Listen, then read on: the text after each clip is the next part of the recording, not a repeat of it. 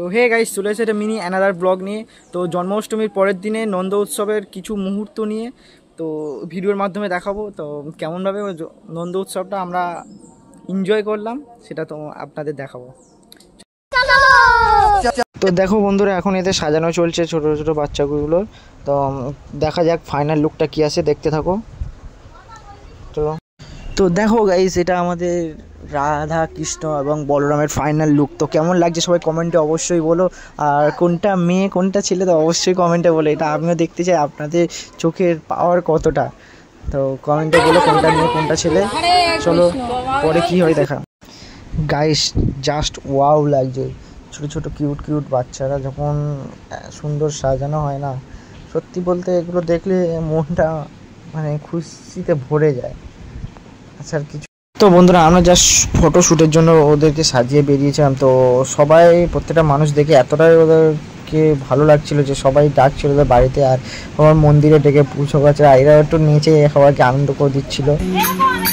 তো এরকমভাবে চলছিল আমাদের নন্দ উৎসব।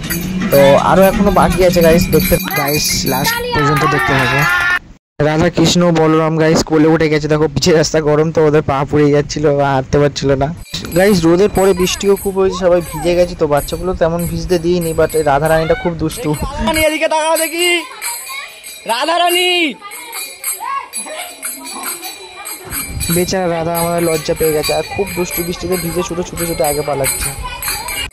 তো দেখতে পাচ্ছ জেঠিমা এদেরকে কেমনভাবে সেবা করছে, আর যেহেতু এরা বাচ্চা ভগবান তুল্য, তো ওই কুমারী পুজোতে যেমন হয় না, মেয়েদেরকে মেয়েকে সাজিয়ে তাকে প্রণাম করা হয়, পুজো করা হয়। তো জেঠিমা সেই অনুযায়ী ভেবে বাচ্চাদের ভগবানের মতো ভেবে, আর বাচ্চাদের মন এমনই, মানুষের মন যতক্ষণ না কোনো লোভ আর খারাপ চিন্তাভাবনায় আগ্রহ করছে, ততদিন সে ভগবান তুল্য, ততদিন তার মনে কোনো পাপ থাকে না। গাইস এবার দধিমণ্ড ভাঙা হবে। তো এত দূর দেখে যদি গাইস যদি এর পরেগুলো যদি না দেখো তাহলে সব কিছু মিস করে দেবে গাইস। পরে পুরো কাদা মাখা হয়েছে অ্যাকচুয়ালি। তো দধিমণ্ড করলে কি হয়, তো সবাই একটু কাদা মাখা হয় সেটা জানে না। তো গাইস কাদা মাখাটা একটু হয়তো বেশি হয়ে গেছে, বাট আমরা ভাই বোনেরা যখন এক জায়গাতে থাকি তো একটু বেশি এনজয় করি। তো দুনিয়ার মানুষ কে কী ভাবলো তাতে তাতে আমরা কোনো পরোয়া করি না।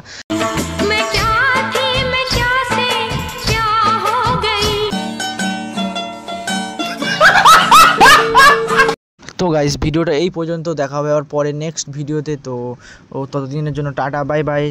তো ভালো থাকবেন। তো গাইস ভিডিওটাই ভালো লাগে লাইক কমেন্ট শেয়ার করে একটু পাশে থাকবেন।